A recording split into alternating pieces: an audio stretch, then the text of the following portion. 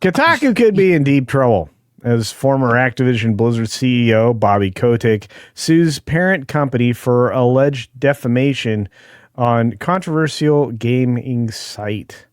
Yes, this is. Remember this old editor lady at Kotaku?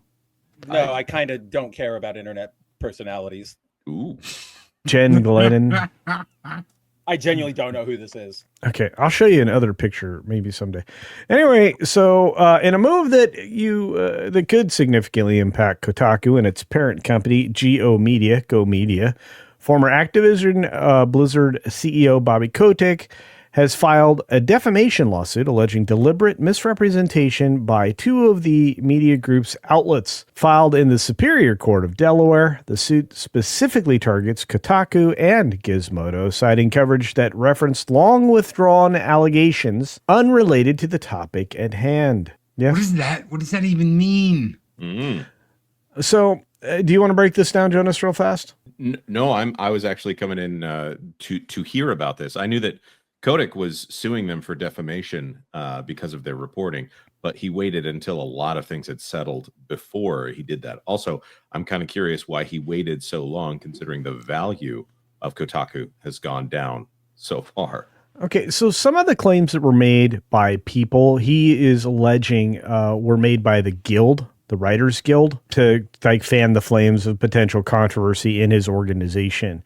They were trying to do a circumventing Me Too maneuver. Kotick contends that both Kotaku and Gizmodo published articles regarding his rumored involvement in a potential acquisition of TikTok.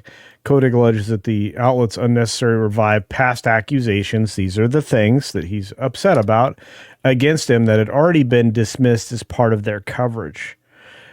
He also pointed it out to them that they needed to revise their stories, and they mostly didn't. But anyway, the lawsuit states that he referenced that the reference claims stemming from prior investigations into Activision Blizzard had been conclusively disproven by numerous investigations, yet they were still used in the articles. So they just kept repeating disproven facts as facts. So Kotick argues. Keep going.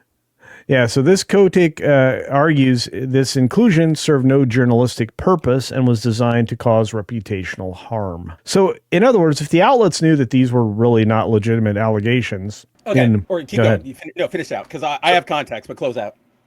So let me just say what I understand about the Bobby Kotick situation before any of this.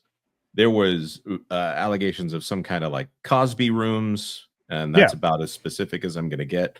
Yeah, which they were making jokes about it. I think they were joking about it, but at the same time, so I don't think there was literally some kind of situation like that, other than they wanted young ladies. Oh no, there was a room of like there are photo evidence of that room. Right, really poor taste, really like boys' club, and I'm not approving of any of this when I say this, but some gross things that were allowed to continue that probably shouldn't happen when you have a company that large. Well, probably shouldn't happen at all. But when you have a company that large that has an HR department, you really is not okay. And whether or not Kotick knew about it. And are there other aspects that I'm forgetting here that they were allowing some behavior that was really not okay from a legal standpoint, especially if they didn't want to get sued for employee harassment? I mean, not just if we're going by what was alleged and what came out in court documents and everything, it's not just poor taste jokes. It is straight up a like really bad culture of, downplaying harassment and, encouraging that behavior. And And guys, I know a lot of people in our audience are going to be quick because of where we are in our atmosphere to go, oh, that's all bull. That never happened. But these things still do happen, even though that they've been abused in accusations. They still happen. And there are currently people in our culture that are using that as cover for some pretty awful behavior. So yeah, it does happen. I'm not saying it didn't happen. Oh yeah, I know you're not. But I'm just it's fascinating here to see Kotick has decided to go after Kotaku for, it sounds like, reporting on it. Now, I don't necessarily trust Kotaku to be fair with the facts. Now, that's where I'm going to jump into the story, because surprisingly, I kind of think Kotick is foolish poop because like I said before, he's always been a bad CEO. I'm not going to sit here for any second and try and rehabilitate his image or say he got unfairly maligned, because Kotick sucks. He ran all of those companies into the ground. Activision Blizzard is where it is because of his leadership. Now, in terms of this lawsuit, I haven't seen the Gizmodo article, but I have read the Kotaku one, and I pulled it up a couple minutes ago to double check what I was going to say. But here's the problem. I don't think Kotick he has nothing to do here. Like, I don't see him winning this, because all Kotaku does is they go, Bobby Kotick wants to buy TikTok, and they talk about it. And then they have a section at the end that says Kotick left Activision Blizzard because, like, right here, he left after this event. He left while this was happening. They do not say he did this. They do not say he's at fault. They do not say any of that stuff. They simply provide context on this is what happened. Now, after the article went out, they updated it and said they settled. So we included details about the settlement and all their denials. So it's there, updated like an hour after they put it up. So follow me here, because if Kotick wins this would open up places like Bounding into Comics, or even that Park Place, up to similar defamation lawsuits, because all he's saying, what Kotaku wrote, nothing is wrong. Nothing is unrelated.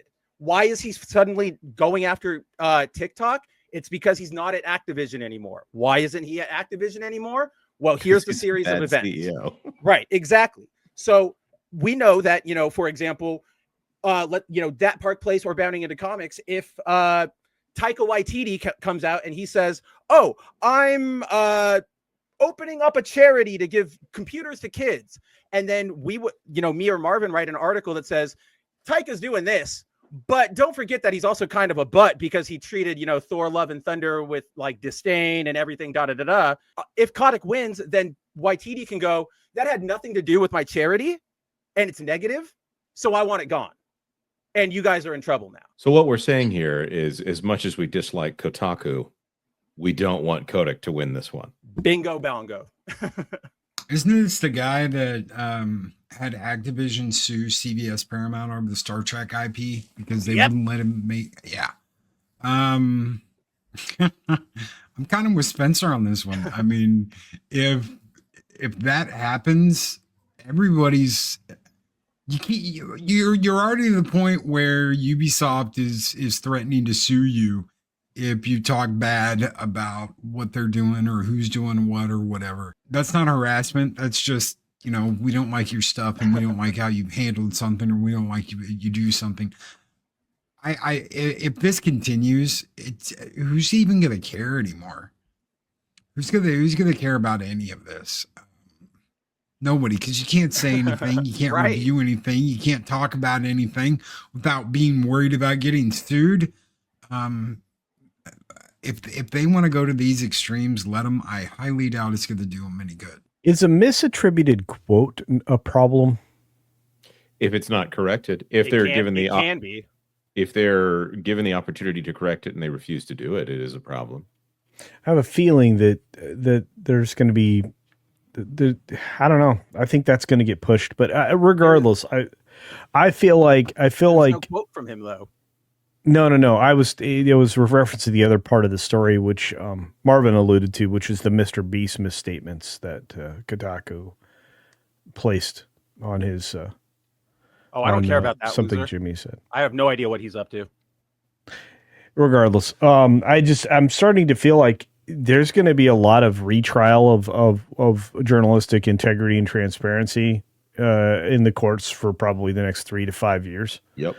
So I think this is just one of those things. And it's all bad. Remember, guys, you got to, if you really care about free speech, you got to defend it for people you don't like. No, absolutely. I'm with you, Spencer. Don't misunderstand. I'm not directing that at you. I meant more to the collective, like audience, like the world. No. I mean, there's a lot of people that I disagree with vehemently, but I will defend that they have the right to say their opinion on things. Yeah. No, that's not it. It's just, I look at it and I go, this is not going to end anytime soon, because a lot of people were treated unfairly, and continue to be, on whether or not they're press or not the press. you're going to see a lot of this being fought because the courts under activist judges have been making some really crazy decisions. So, especially when it comes to speech, and I look, I want free speech. I don't mind if Kotaku says something silly. The problem is if it's actionable, that's a whole different context. So you can say silly things, you can have silly opinions, but if you report something as fact, that's an entirely other situation. So, but it is fact, which is what they've reported, which is why I'm banging the war drum so much, because they didn't go read the article. Culture. I know we all don't like Kotaku, but they didn't do anything here. Yeah, I wasn't actually referencing Kotaku, but it's fine. Well, that's what we're talking about. Like, that's no, I understand. I'm sorry. I thought we pulled out and did a broader look. Talking about free speech, but okay. Well, anyway, Evan did read the article though. Yeah, good for you. And it does explain things. And I watched. Did you guys watch the video with Kotick and the people involved in that interview? I have not. Okay. No.